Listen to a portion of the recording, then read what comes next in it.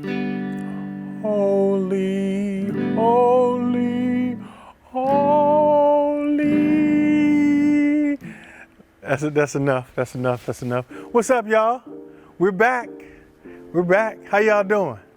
Holla at me. Holla at me in the chat. Let me see what y'all talking about in the chat. Tell me how you doing. What's going on? Let me see what y'all talking about. Y'all staying safe out there? Hey, what's up? What's up? Y'all wearing your masks, keeping your social distance, being safe, washing your hands. Hey, what's up? What's up? There ain't no joke out here. Gotta be careful. Y'all know what time it is. We're in a new series called Verified. And this series is so exciting. We got so much stuff connected to it. We got merchandise. You can go check out the merchandise link and find out more stuff about how you can get merchandise for Verified. And it's so much stuff going on during the week you can connect with that we got going on for different platforms for singles. There's more stuff than I can even keep up with it. But I hope as a single, you're connecting and getting involved and participating in those things. And really what this series is about is called Verified. And what it's about is making sure that you understand that you are complete without a relationship. You're complete. Whether you are booed up or not, you're stamped. Whether you have changed your last name because you married somebody, or whether somebody just took on your last name because they married you or not, you're still stamped. Whether you had a hashtag on social media announcing your engagement and your future marriage coming up, none of that makes you complete. You're complete all by yourself. You're enough all by yourself. Marriage doesn't complete you, and divorce doesn't incomplete you. You are all together enough and verified all by yourself. In fact, there's some benefits to being single. You think about the benefits of being single where you don't have to keep your cell phone charged up. Just so if you don't answer, somebody think you cheating on them. You ain't gotta worry about none of that. You can take trips, you can go wherever you wanna go, whenever you wanna go, come home whenever you wanna come home, then go back out whenever you wanna go out, and you don't have to check in with nobody. You can do that when you're single. When you're single, you don't have to share stuff with nobody, you don't have to share your food, you don't have to hide food. I be hiding food in my house, we be hiding food from me. You don't have to hide nothing. You don't have to share nothing unless you got kids, because they don't share, they steal your stuff. But these are the benefits of being single. If you're single, you can pass gas and not walk out the room. That's a blessing right there. You don't even have to say excuse me when you pass gas. That's another level. But you probably should say excuse me to the Lord, because he's always there and you know he heard it, even if it was silent. And if it was silent, you need to say excuse me, because you know when them silent ones and your diet ain't right, you know he smelt it. Yeah, I know y'all, that's the truth. We're the lies. You can't handle the truth, can you? Can't handle the truth. We're talking about the benefits of being single. You can go and not have to tell people where you're going. Somebody can say, where you at? And you can say, I'm in my skin. And ain't nothing they can say about it. You don't have to clean up behind anybody. You don't have to deal with people complaining about your inability to cook or how tidy or messy you are. You ain't got to worry about none of that. You know why? Because you're single.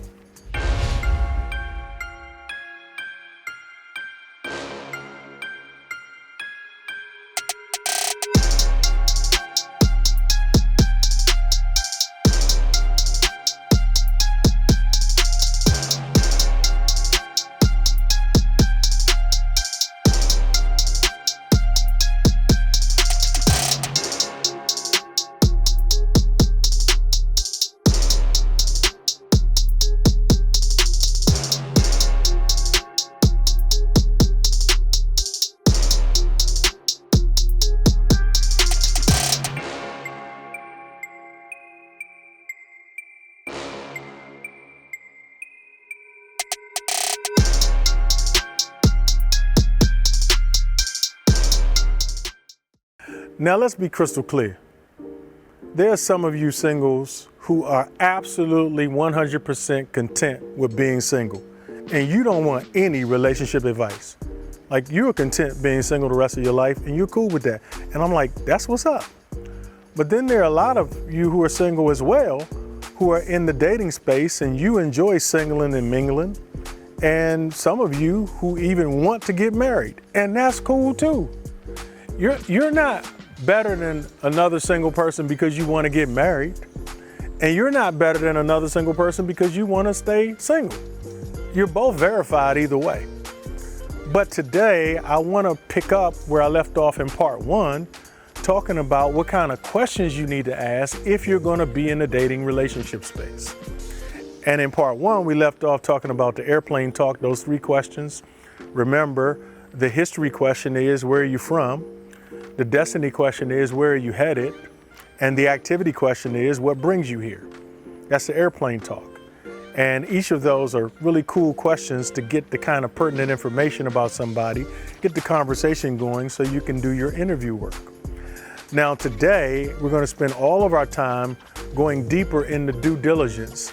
And I'm going to give you some critical questions to ask to, again, get the pertinent information that you need on a person so that you're not surprised down the road if you decide to make a long-term commitment to somebody.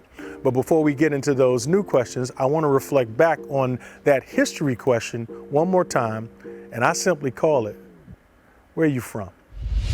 Look at somebody around you and say, where you from? Where you from? That's real. You in the chat room, say, where you from? Where you from? You're in Woodbridge right now, just look over across the auditorium, look at somebody and say, where you from? I know that's bad English, but it's going to preach today. Where you from? It's a profound question. Most people who are in relationships have not discovered this profound truth, but much of the conflict and mystery in the relationship has to do with where we're from. Adam is from the ground. Eve is from the river. That's a totally different place. I'm from, and I ain't say where you're born, I said where you're from, because where you're born and where you're from ain't always the same place. I was born at Columbia Hospital for Women. That doesn't even exist anymore in Washington, D.C. But I'm from a little place called Beaver Heights, Maryland, that's now called Capitol Heights. They don't even call it Beaver Heights anymore. Right next to Fairmont Heights is what it really is. That's where I'm from. Vicky's from New York. That's a long, that's not just distance in miles. We ain't from the same place. I grew up in an apartment that would fit comfortably on this stage at least once, 1.5 times. 2 bedrooms, a kitchen, a little place where me, my brother and my mother and my stepfather lived for most of my life. I lived there until I got married. Vicky lived in middle class Long Island. Her next door neighbor was white. She lived in a diverse community. I'm telling you, to this day, I thought about it all day. I thought about it this morning. I have never seen a white person in my neighborhood. I ain't even talking, not even visiting. I'm telling you the whole truth. I ain't never seen a white person come through my neighborhood where I grew up. We ain't from the same place. That's why you got to ask people, where you from? Because where you from determines what you believe and how you value women and how you respect family. And what so Vicky's parents have been married for 55 years this year. Hey, to the Pickfords, congratulations, 55 years. My parents have 5 marriages combined, 3 divorces. That's where I'm from. You understand? Vicky's father worked for 37 years in the Bronx as a school teacher and an administrator. My father was an entrepreneur all his life. He worked all kinds of places. That's why I don't like working for people. I can't work for nobody. I just don't like reporting in.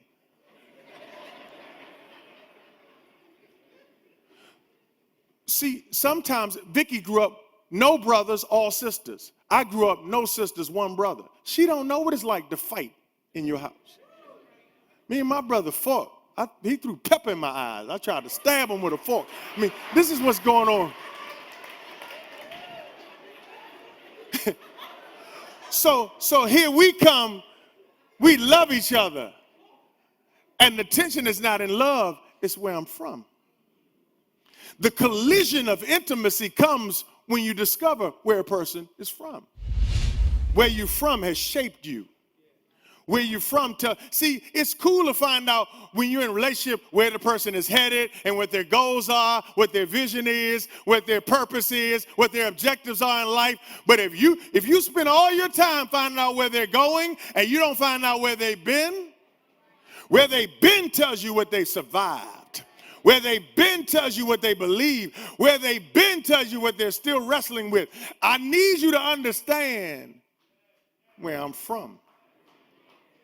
Adam is from the ground. The ground. Eve is from the rib. Adam was created in an exposed place. Eve was created in a covered place. That's why Adam likes freedom in seclusion. Because he's from the ground. Men, we're from the ground. That's why we like hanging out underground. You've never seen a man cave upstairs.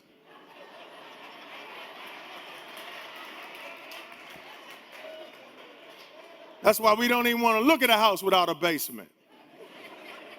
Because we from the ground. Your wife telling you, why don't you put the man cave upstairs? No, I ain't putting it upstairs, then you be in there. Why you always there in the basement? That's where he's from. A woman is from a covered place. Even naked, the ribs are covered.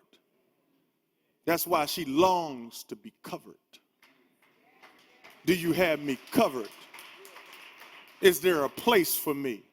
Have you taken care of me? When I jump in this car, is it covered? When I walk into this house, am I covered? The last boyfriend I had, our stuff was set out on the curb. Can I trust you got it covered, Skeeter? We covered. We covered. If our children get sick, can I take them to the hospital and we're covered? Do we at least have Obamacare? Do we got something? If you die, if something happens to you, am I still covered? Did you love me to death? Am I covered? That's why it's easier to sell insurance to a woman than it is to a man, because insurance is all about coverage. That's why she's got an umbrella in her car and you don't. Because she operates. And that's why she sleeps with stuff on her head. I'm trying to break it down to you. Because covering talk to me, ladies, covering matters.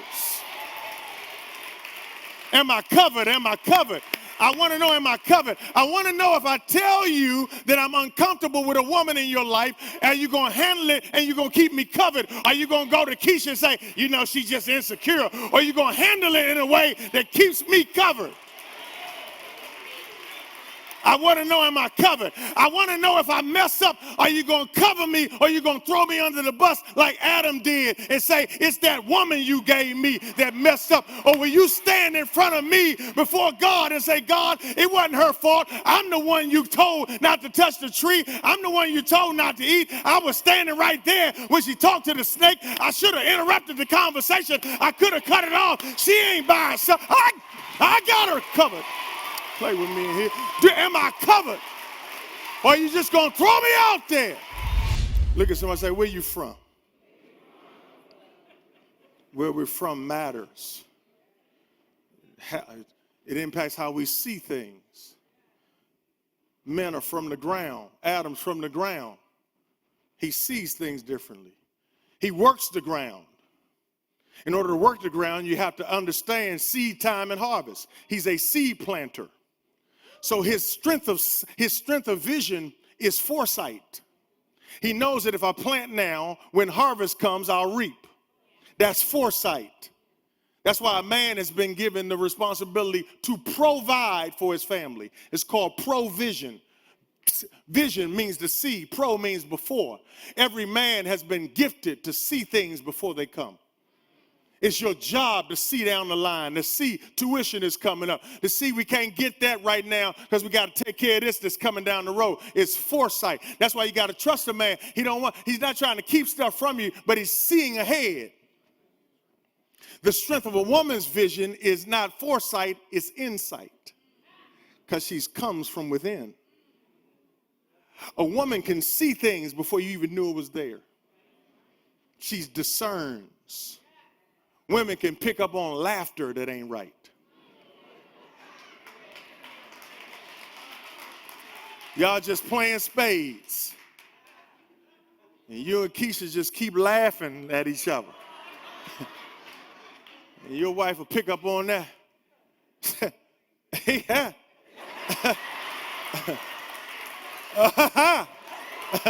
A he. A ho, which is what you is. Y'all ain't ready for me today.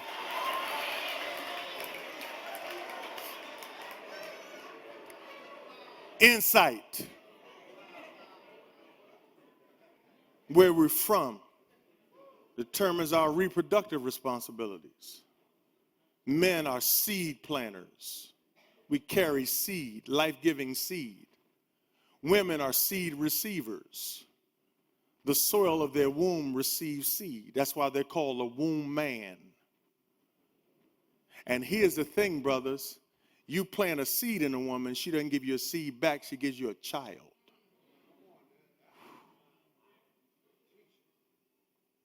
Whatever you give to a woman, she's going to give it back to you, good measure, pressed down and shaken over and running over. That's why if you don't like what's coming out of your woman, you better look at what you're putting in her.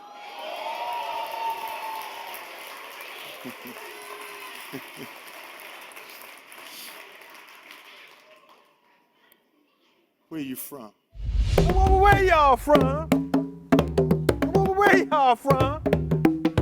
You're from Southeast, Berry Farms, Benny Heights, Palmer Park, Northwest, Berry Farms. I already said that. Where y'all from? Put it in the chat room right now. Where y'all from? Y'all, if you ain't from this area, you don't even know nothing about that pocket. My pocket is tight.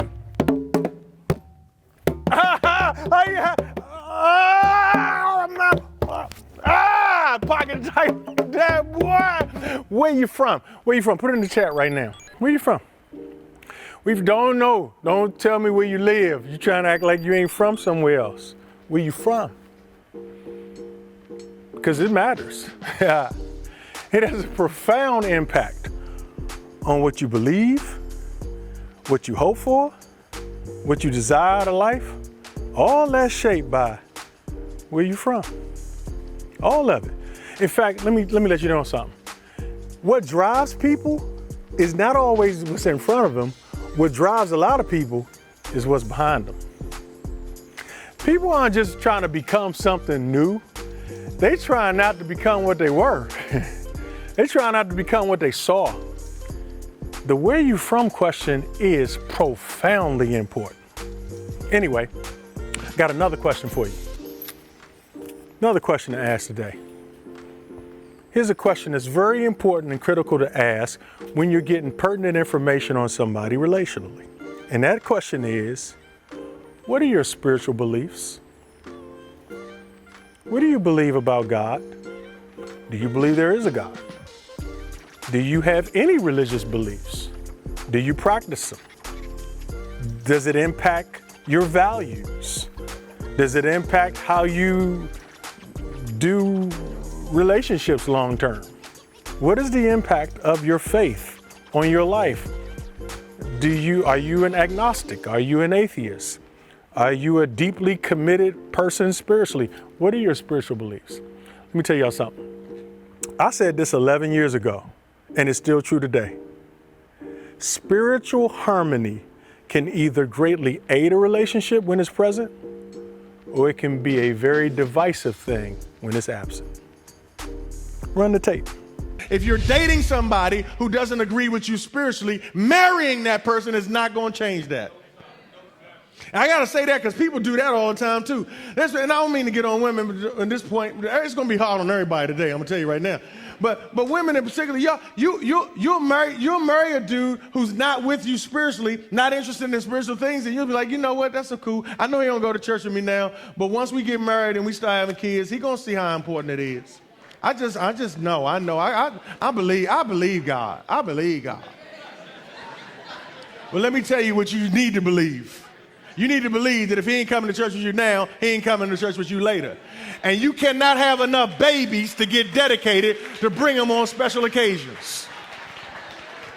I'm gonna be raw with you today. If he finds a reason not to come to church now, he's gonna find one later. If he has to work every Sunday now, if he plays golf on Sunday now, if he plays his Xbox game on Sundays now, if he has his PlayStation tournaments on Sundays now, if he rides his motorcycle on Sundays now, if he rides his four-wheeler on Sundays now, if he has to shoot ball on Sundays now, if that's his thing, he details his car on Sundays. That's his downtime. That's his chill time. That's his do work around the house time. That's when he does other things now. If he's doing that now, he's going to do it then. Ain't nothing going to change. He's not coming to church with you. You're going to be pushing the stroller to church by yourself with a stroller and a baby, walking to Extreme Children's Church by yourself, asking the men in the church to please reach out to my husband and call him for me. It's going to be that way because you shouldn't have did it. Now, let me say this right here. I am not talking to married people right now. Look at somebody that look like they married and say, he ain't even talking to you right now. He ain't saying nothing to do with you. Because I don't want some married person emailing me telling me that was cold what you said. You know that's my situation. You know my spouse won't go to church with me now. You just talking about it like that. I am not talking to you. I'm trying to save some single person from going through what you're going through, so you get over your stuff and let me talk to them right now so they won't be where you are. Now, single person, sit down. I ain't playing today. Now, single people, listen to me. You had better, if you are not spiritually on the same page with the person you're in a relationship with, you need to get out of that relationship, period. To me, it's a non-negotiable.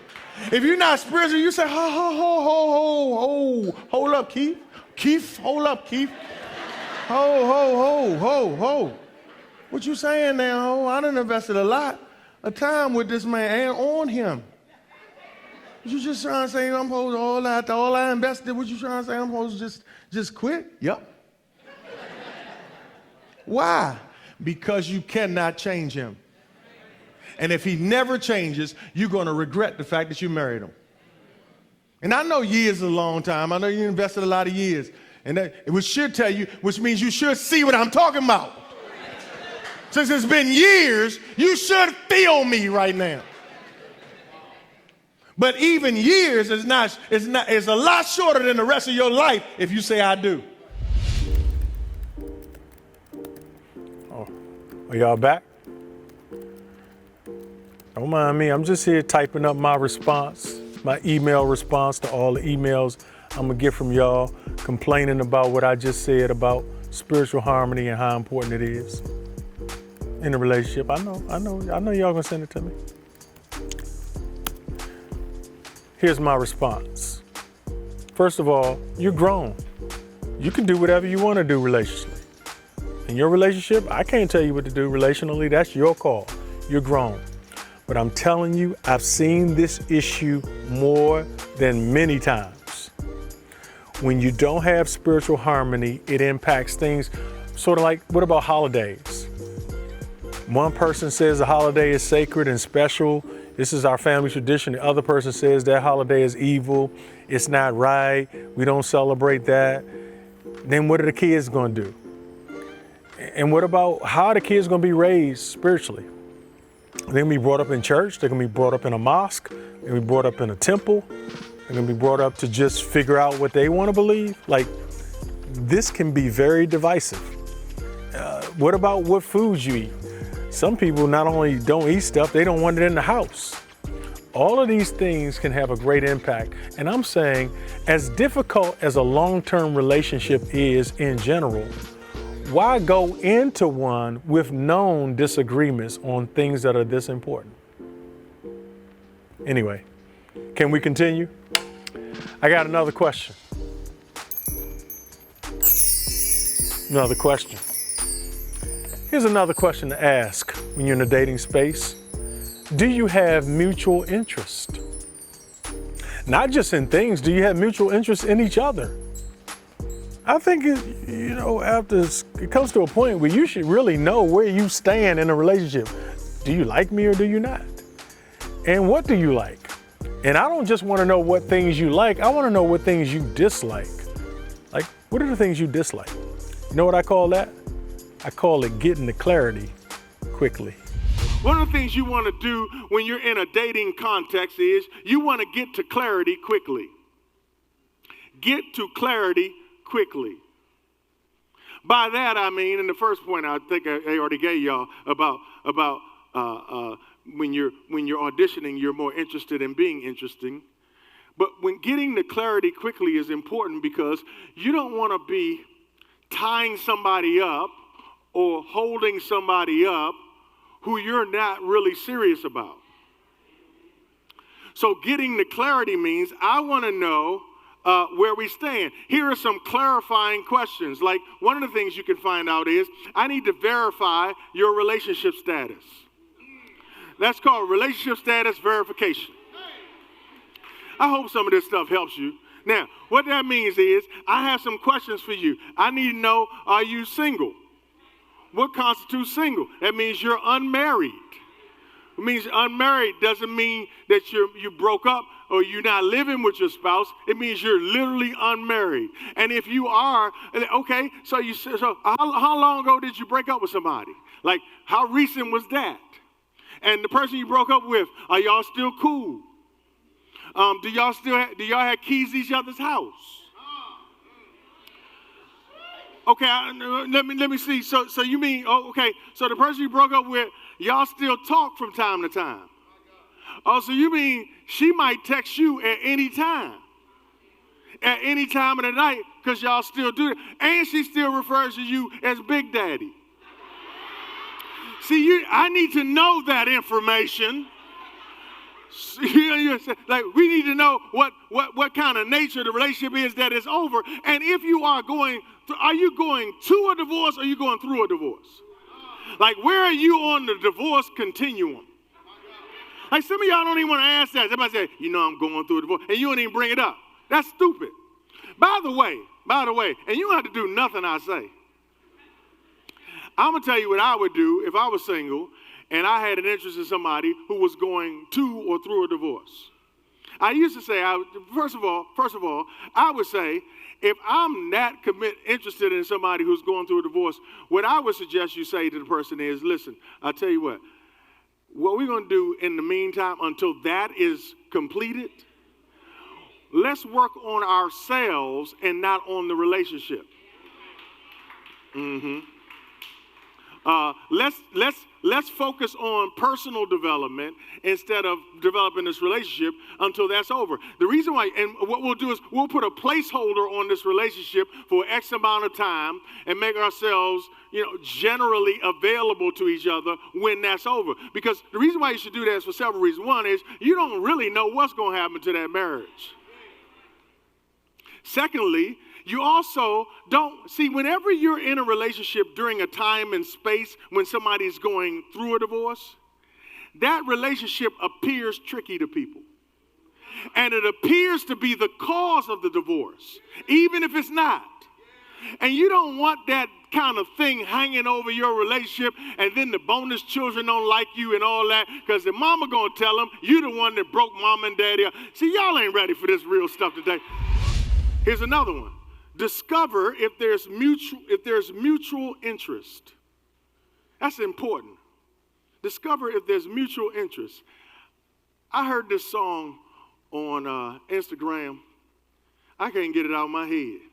I'm going to let y'all hear it too so it can be stuck in yours. Check this out. This is a P.J. Morton song.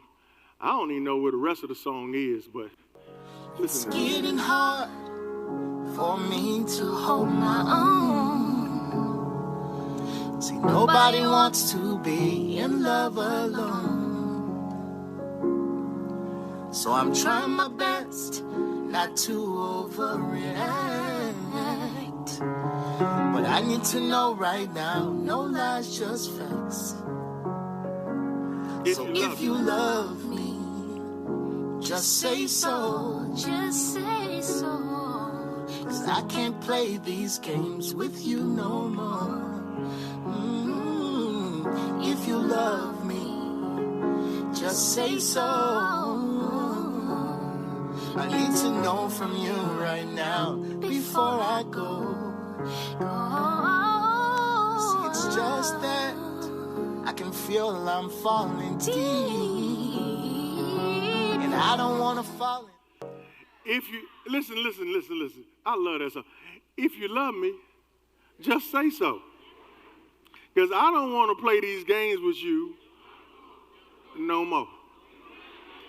If you love me, just say so. Nobody wants to be in love alone.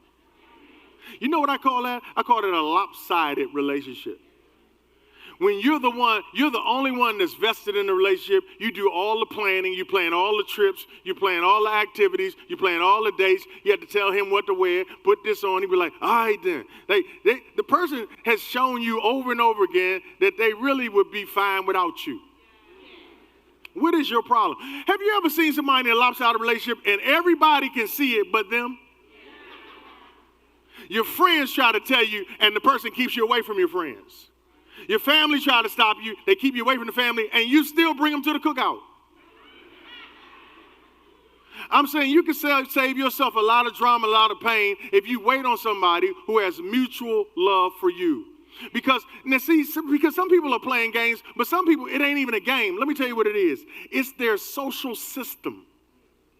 It's their interpersonal relationship system that they put in place to protect themselves from vulnerability. So they don't tend to open up and say, I love you, or anything like that, because they have trained themselves not to do that. That's their system. And I'm saying, even if that's your system, you better, at some point, you're going to have to put your cards on the table because you're going to mess around and lose somebody that you don't want to lose because you won't open up. I understand that little system is working for you because you've been hurt 3 times before, and in the 4th grade, Keisha broke your heart. And then in the 9th grade, Donnell went to the prom with Rollo. And now you still ain't.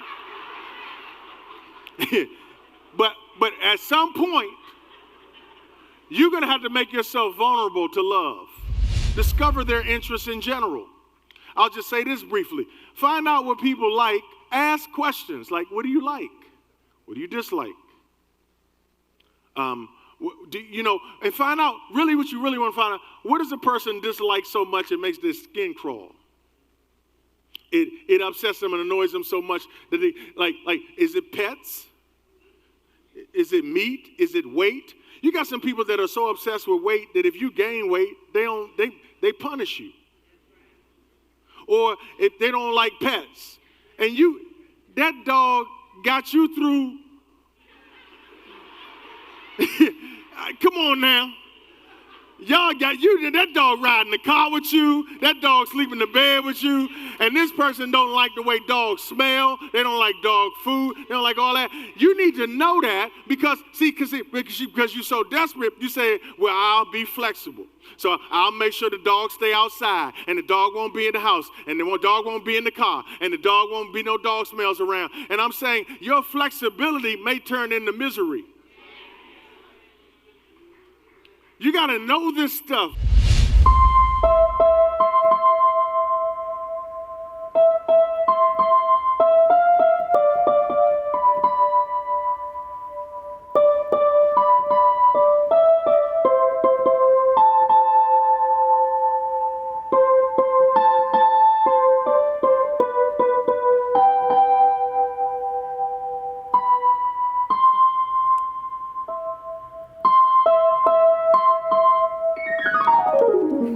Ooh, that's beautiful.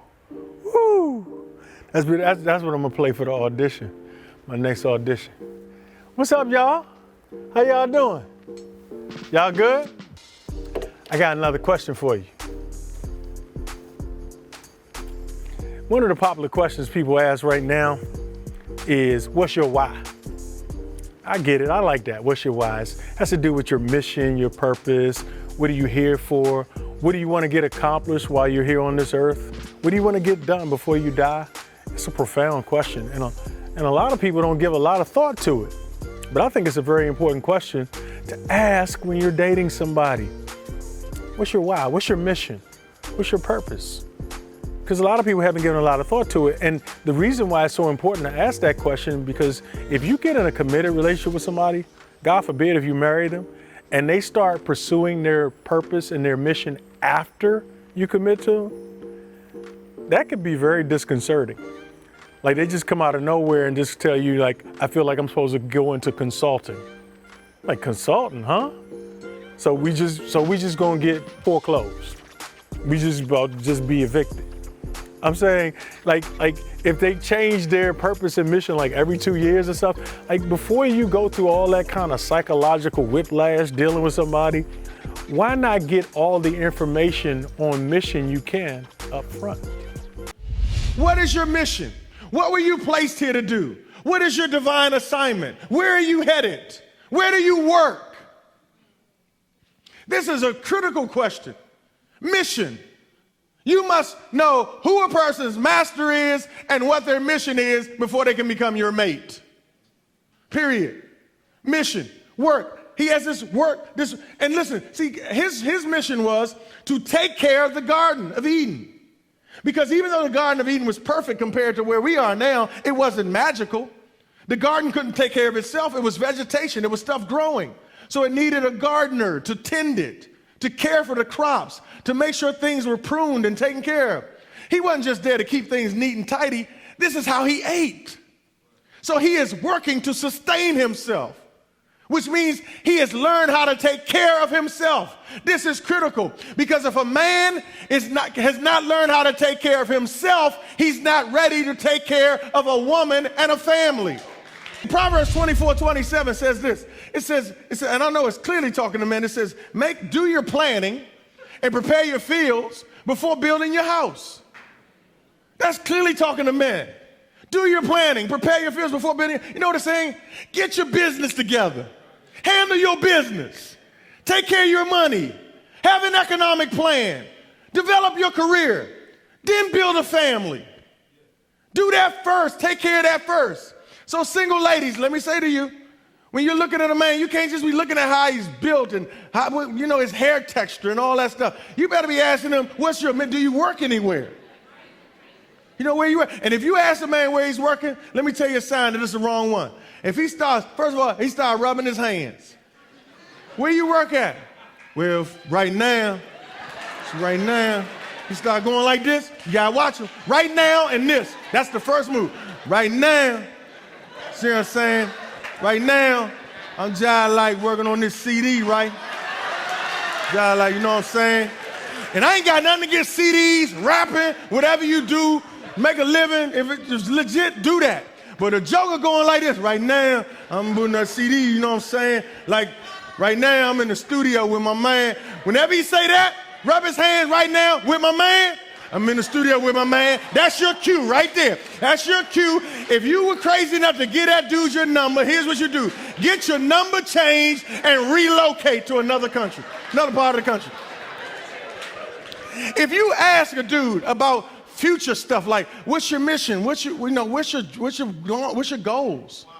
Where you plan on being and what do you want to do and what's your life work? What brings you alive? What are you burdened for? You know, what are you trying to do in your life? You start asking questions like that, and he starts saying, right now, I'm waiting on that paperwork to go through. You know what I'm saying? Because, you know, for real, I only got like 4 credits left before I graduate. I only need like 4 credits before I graduate, and then, you know, I'm waiting on, because you know what happened? See, this old racist history teacher said I failed his class. And see what I'm saying? But you know what? We handling that. They're handling that up in the administrative office. And so as soon as we work through that paperwork and I get them 4 credits, I'll probably like start my own company or something.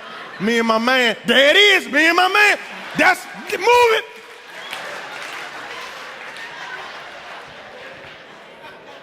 You ask him, where do you live? Where you live? right now, if he living with his parents, 30 years old or over, living with his parents, ain't never lived nowhere else, never been on his own, never paid rent, never had to pay his car note, ain't even washed his own clothes by himself. Mama doing all that for him. This is a man who's not ready. He may have hair on his face and he might be horny, and I know y'all struggling, but he's not ready. And so if he said, where you standing at? Right now, I'm just, I'm waiting on this court case to go through, get that settlement money. I'm talking to my lawyer. Yeah, that was him, just my lawyer. And so we can do that. And then, but right now, where I'm living right now, I'm staying with my man. That's it. You hear that? You got to move. Remember Adam. God made sure he had a relationship with him first, and he had a job, and he knew what he was supposed to be doing with his life before he got married. This is critical. And not only must you know the person's mission, what is your mission? You got to say, what am I doing here? What is my purpose? What was I born to do? What am I supposed to do with my life? Because the deal is, you can't just be looking for who would make a good mate for you. You got to determine whether or not you would make a good mate for that person. Because not only because you marry somebody with a different master, you could marry somebody who can make it difficult for you to ever fulfill your God-ordained mission. So you got to have this mission talk. Y'all got to be talking about, what's my mission? What am I supposed to be doing with my life? Well, because you got to have this conversation early in a relationship. Long before y'all wear matching outfits to Six Flags, you got to have this talk. Now y'all done put the same outfit on, same colors, went to Six Flags with the cooler. It's over now. Y'all ain't talking about nothing. Because what if you're with somebody and their mission is, I want to do mission work in third world countries. That's my mission. And then you're saying, that's wonderful, but that's not what I want to do. You don't even want to travel. That's not what you want to do.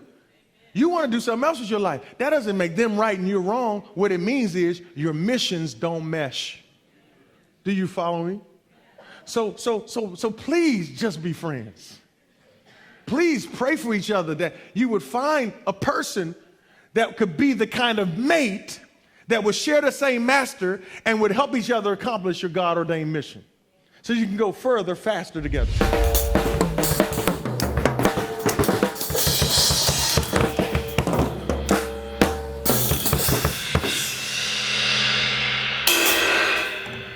Straight fire. It ain't even fair to be this talented at so many instruments. That's why I can't make the music team. They don't know where to put me. I got so many skills. My talent level confuses them.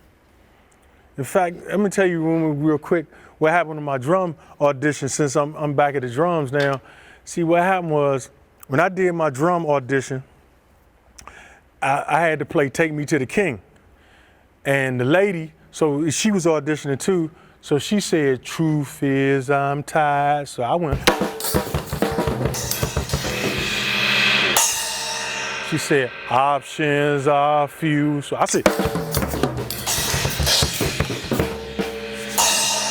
She said, I'm all churched out. I said, heard and up. And neither one of us made it. And I'm gonna tell you, I prayed about it. I know what happened. Reason why we didn't make it, because we wasn't on the same page. She should have just called me. We could have worked that out. We should have practiced or something. Because all she knows is gospel. My background heavy metal. See, my background, that's what I do. So I'm trying to add something to the music thing here. And they, but I know they're gonna call me. I already know they're trying to call me. They probably trying to call me now, give me a spot in one of the campuses. But for real though, it's cool because I can't get no calls right now. With my phone, I got a phone now that don't take calls. My plan just got Wi-Fi. You know what I'm saying? So for real. But it's all good. Listen, y'all. I gotta wrap this up. Our time is almost, in fact, I'm over time. But before we leave, I want to pick back up where we left off and do a recap of some of the things we learned today. Some things we need to keep in mind. Remember the questions that you need to be asking if you are in a dating space as a single person. Remember those questions you need to be asking people, like, where you from? What are your spiritual beliefs? Do you have any economic plans and financial goals? What is your true relationship status? Listen, you gotta be willing to ask the tough questions to get the information that you need. Hey y'all, I'm out of time. I gotta run. I gotta warm up and practice. Got another audition coming up tonight. Pray for me, and I'll see y'all next week. Verified. Whoa. Before we leave, I gotta clarify something. In that last clip, I talked about not marrying somebody that's unemployed, and generally speaking, that makes sense, but not in these times in which we live. There are 40,000 Americans who are out of work. I'm talking about industrious, hardworking men and women who are just unemployed by no fault of their own. So you can't judge what I said in 2009 with what's going on right now in 2020 and apply that to right now. What I suggest you do is pay attention to what their pre-COVID work habits was. What was their work ethic pre-COVID? Because anybody that was gainfully employed pre-COVID-19, I'm confident will be re-employed once this pandemic is over. So keep that in mind, all right? I'm really gone this time. Wait, no. One more thing. Psych. Come on, man, you done. That's a wrap. So you just gonna pull the plug on me like that? And you came in, you ain't even have a mask on, man. Come on, man. Y'all out of control around here, man.